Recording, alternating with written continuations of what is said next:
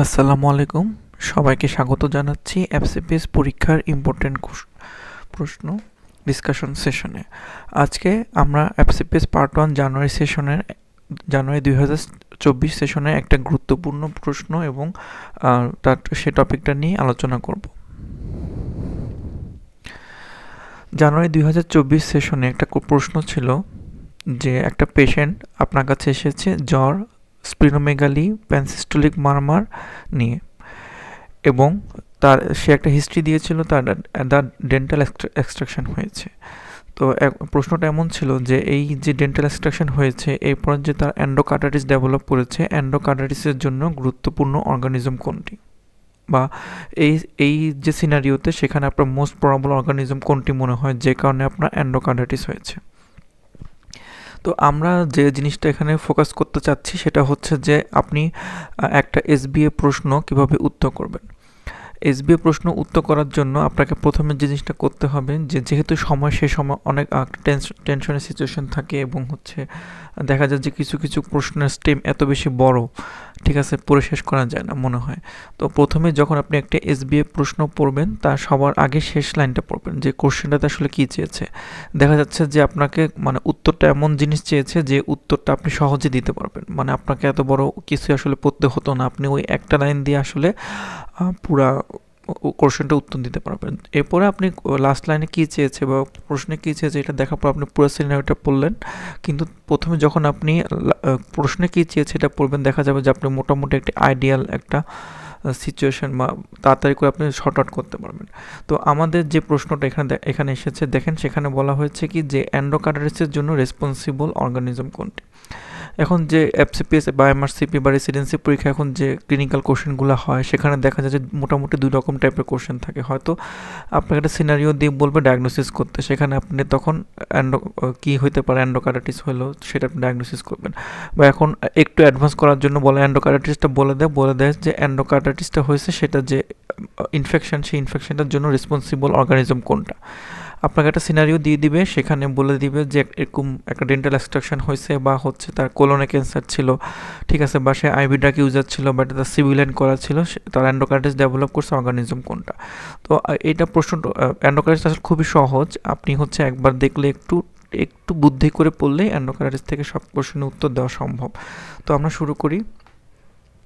যে প্রথম আপনি দেখেন যে ফিবা, স্প্লিনোমেগালি, প্যানসিস্টোলিক মারমার, এগুলো দিয়ে আমি বুঝছি কীভাবে যেটা এন্ডোকার্টাইটিস। আপনাকে তো প্রশ্ন বলে দিচ্ছে, কেউ যদি প্রশ্ন বলে না দিত যে এন্ডোকার্টাইটিস, আপনাকে বলতো যে ফিবা, স্প্লিনোমেগালি, প্যানসিস্টোলিক মারমার নিয়ে আসছে, তার ডেন্টাল এক্সট্রাকশন হয়েছে, তার পসিবল অর্গানিজম কোনটা, যে ক্লিনিক্যাল যে আপনি যে ডায়াগনোসিসটা করলেন তখন আপনি ডায়াগনোসিসটা চিন্তা করে তারপর সেভাবে উত্তর দিতে হইতো। যাই হোক, আমরা এখন দেখি যে আমরা কীভাবে এটা এন্ডোকার্টাইটিস বুঝবো।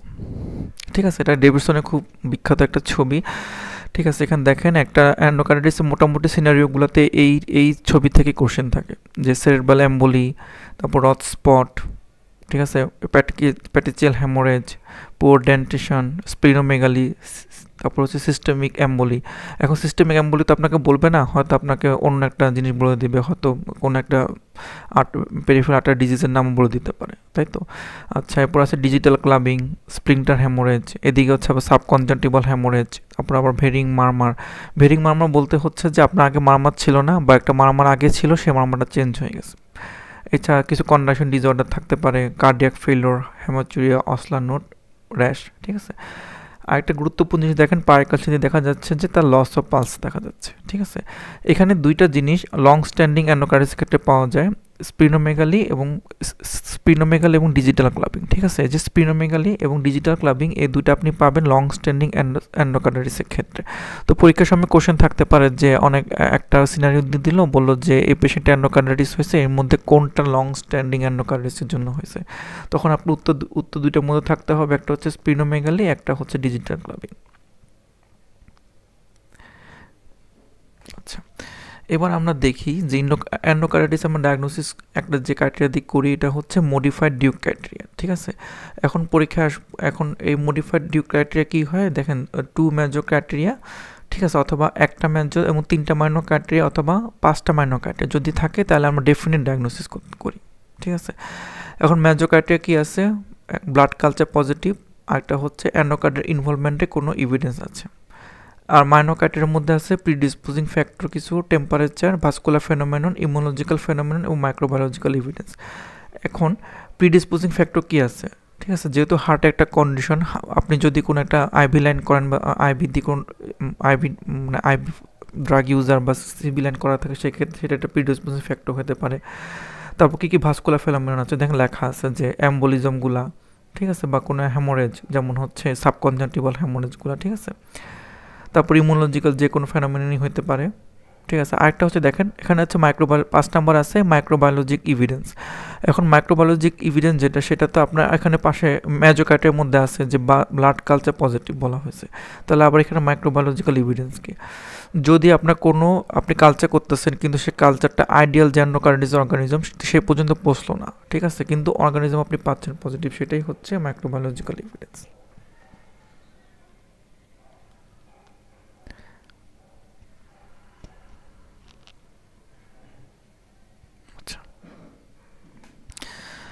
এখন আমরা আসি যে আমাদের প্রশ্ন বলছে অর্গানিজমগুলো, এখন আমরা অর্গানিজমগুলো সহজে পড়ে ফেলবো। ইনফেক্টিভ অর্গানিজম যে আছে সবচেয়ে মোস্ট কমন হচ্ছে স্টেপটোকক্কাই অ্যান্ড স্টেফালোকক্কাই, ঠিক আছে। প্রথমে আপনার মনে রাখতে হবে ইনফেক্টিভ অ্যান্ডোকার্ডিটিস বললেই আর কোনো কিছু না থাকলে, কোনো সিনারিওতে কিছু না থাকলে আপনাকে চোখ বন্ধ করে স্টেপটোকক এবং স্টেফালোককের কথা মনে রাখতে হবে, ঠিক আছে। স্ট্যাফোরিয়াস কী হয়, যদি আপনার যে হার্ট আপনার পুরোই নর্মাল, আগে কোনো সমস্যা ছিল না, যদি এরকম একটা কন্ডিশনের কথা বলে দেয় সেক্ষেত্রে অর্গানিজম মোস্ট কমন কী হতে পারে, স্ট্যাফোরিয়াস। আপনাকে এটা মনে রাখতেই হবে, ঠিক আছে। দেখেন এটা হচ্ছে যদি এখন আপনাকে ভাল বলে দেয়, আরেকটু অ্যাডভান্স করে দেয় যে একটা আইভি ড্রাগ ইউজ করলো, ঠিক আছে, তার অ্যান্ডোকার্ডিটিস ডেভেলপ করলো, তার মোস্ট কমন ভাল্ব কোনটা, ঠিক আছে, এটা ট্রাইকাসপিড ভাল্ব, ঠিক আছে। এরপর যদি আমরা একটু সামনে আগাই,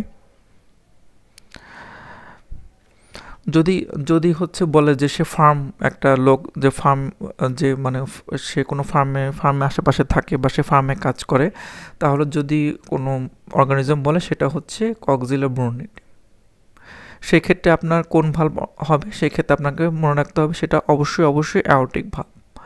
এবং আপনাকে ফার্ম অ্যানিম্যাল, আপনাকে একটা কোশ্চেন দিল খুব কঠিন যে একটা পেশেন্ট আসলো, তার হ্যাপাটাইটিস হলো, হ্যাপাটাইটিস নিয়ে আসলো, ঠিক আছে, তার অ্যান্ডোকার্ডিটিস ডেভেলপ করলো, আপনি চিন্তা করবেন কি হ্যাপাটাইটিস তো ছিল না, ঠিক আছে। কিউ ফিভারের ক্ষেত্রে হ্যাপাটাইটিস নিউমোনিয়া এবং পারপুরা নিয়ে থাকতে পারে। এবং যদি আপনাকে এক্সামিনেশন বলে দেয় আপনি স্পিনোমেগালি পড়ছেন সবসময়, এখন বলে দিল হ্যাপাটোমেগালি, সেক্ষেত্রে হচ্ছে আপনাকে ধরে নিতে হবে এটা কিউ ফিভার অ্যান্ডোকার্ডিটিস,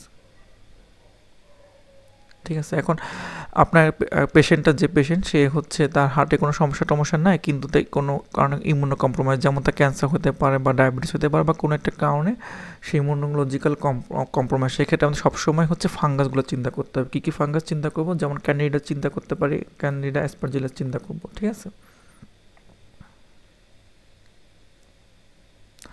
এখন আপনাকে যদি বলে ফার্ম আরও স্পেসিফিক করে দেয় যে গোট বা ক্যাটেলের কথা, সেক্ষেত্রে আমাদের বলতে হবে সেটা ব্রুসেলা দিয়ে হয়েছে। যদি আপনাকে ফার্ম বলে সবসময় কিউ ফিভার বা কক্সিলা ব্রুনিটি, আর যদি আপনাকে বলে গোট বা ক্যাটেল দিয়ে হয় সেক্ষেত্রে হচ্ছে ব্রুসেলা অ্যান্ডোকার্ডিটিস।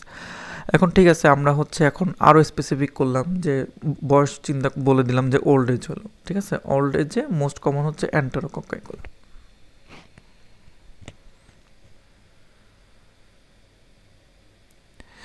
এখন আপনার একটা প্রশ্ন আসলো যে বলে দিল যে একটা ফাস্টিজিয়াস অর্গানিজম দিয়ে তার অ্যান্ডোকার্ডিটিস ডেভেলপ করছে, সেক্ষেত্রে আমাদের চিন্তা করতে হবে সেটা হচ্ছে আমার হেসিক গ্রুপ, এবং আমার সেই ইয়াগুলো হবে ওরোফেরেঞ্জিয়াল কমেন্সালস, ঠিক আছে, ওরোফেরিংসের যে বাসিন্দা তারা।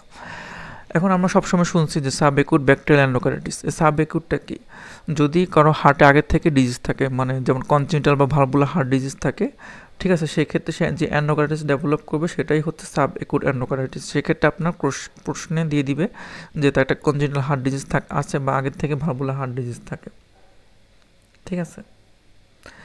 এখানে আরও কিছু জিনিস থাকে। সাবএকুট অ্যান্ডোকার্ডিটিস আপনার পড়ছি একটু আগে আমরা, অজলার নোট, ডিজিটাল ক্লাবিং, স্পিনোমেগালি, নন ভিজিবল হেমাচুরিয়া। এখন আপনার এমনও হতে পারে যে বলতে পারেন যে এই একটা সাবএকুট অ্যান্ডোকার্ডিটিসের পেশেন্ট এই আপনার কাছে আসলো, তার এই সাইন সিমটম হলো, নিচে কোনটি late sign, digital late sign, বা নিচে কোন কন্ডিশনটা সাবএকুট ব্যাকটেরিয়াল অ্যান্ডোকার্ডিটিসের ক্ষেত্রে পেনফুল কন্ডিশন, তখন বলতে হবে অসলার নোট, ঠিক আছে। আমরা এবার একুট এন্ডোকার্ডিটিস যদি দেখি, সেক্ষেত্রে আপনার মোস্ট কমন অর্গানিজম হচ্ছে স্ট্যাফ অরিয়াস। ঠিক আছে, যখন আপনি যে একুট এন্ডোকার্ডিটিস ট্রিটমেন্ট শুরু করলেন, কমপ্লিট করলেন না, সেক্ষেত্রে সেটা সাবেকুট হিসেবে আচরণ করতে পারে। ঠিক আছে, এখন আপনার একটা লোক নর্মাল, একটা হার্ট কন্ডিশন নর্মাল, তা হঠাৎ করে মারমার ছিল না, হঠাৎ করে মারমার পালেন। ঠিক আছে, আর হচ্ছে কোনো একটা নতুন একটা হার্টের সিচুয়েশন ডেভেলপ করলো, সেক্ষেত্রে আমাকে সেটা একুট এন্ডোকার্ডিটিস হিসেবে চিন্তা করতে হবে। আর মনে রাখতে হবে একুট এন্ডোকার্ডিটিস আমরা হার্টে যদি কোনো একটা সিবি লাইন করি বা আইভি লাইন করি, সেক্ষেত্রে আমার একুট এন্ডোকার্ডিটিস ডেভেলপ করতে পারে। কারণ আমরা বলছি কি স্ট্যাপ অরিয়াস দিয়ে হচ্ছে এটা মোস্ট কমন কজ হচ্ছে একুট এন্ডোকার্ডিটিসের মোস্ট কমন অর্গানিজম হচ্ছে স্ট্যাপ অরিয়াস। তাহলে স্ট্যাপ অরিয়াস আমরা পড়ছি যে সিভি লাইন বা হচ্ছে আইভি লাইন। ঠিক আছে, এখানে হচ্ছে মোস্ট কমন অর্গানিজম কোনটা? মোস্ট কমন অর্গানিজম হচ্ছে স্ট্যাপ অরিয়াস। তাহলে যদি ওদেরকে দিয়ে কোনো এন্ডোকার্ডিটিস ডেভেলপ করে, সেটা স্ট্যাপ অরিয়াস দিয়ে হবে। এখন যদি কারো হার্টে আমি ভাল পড়াই, ঠিক আছে, সেক্ষেত্রে যদি কোনো একটা এন্ডোকার্ডিটিস ডেভেলপ করে, সেক্ষেত্রে মোস্ট কমন অর্গানিজম হচ্ছে স্ট্যাফাইলোকোকাস এপিডার্মিডিস, যেটা আমাদের স্কিনে একটা নর্মাল ফ্লোরা। আর এখান থেকে ইউজুয়ালি একটু জেনে রাখবেন যে আমরা জানি যে যেহেতু মেজোকার্ডিয়ার মধ্যে ব্লাড কালচার আছে, তাহলে মেইন ইনভেস্টিগেশন হচ্ছে ব্লাড কালচার। ঠিক আছে, আর ভেজিটেশন আছে কিনা দেখার জন্য আমরা ইকোকোয়েট আপনি সবাই জানেন। ঠিক আছে, আরেকটা জিনিস হচ্ছে এখানে যদি আমরা মনিটর করতে চাই, আমি কেমনে মনিটর করবো? অবশ্যই সিআরপিতে। মনে রাখতে হবে যে মেজারমেন্ট অফ সিরাম সিআরপি।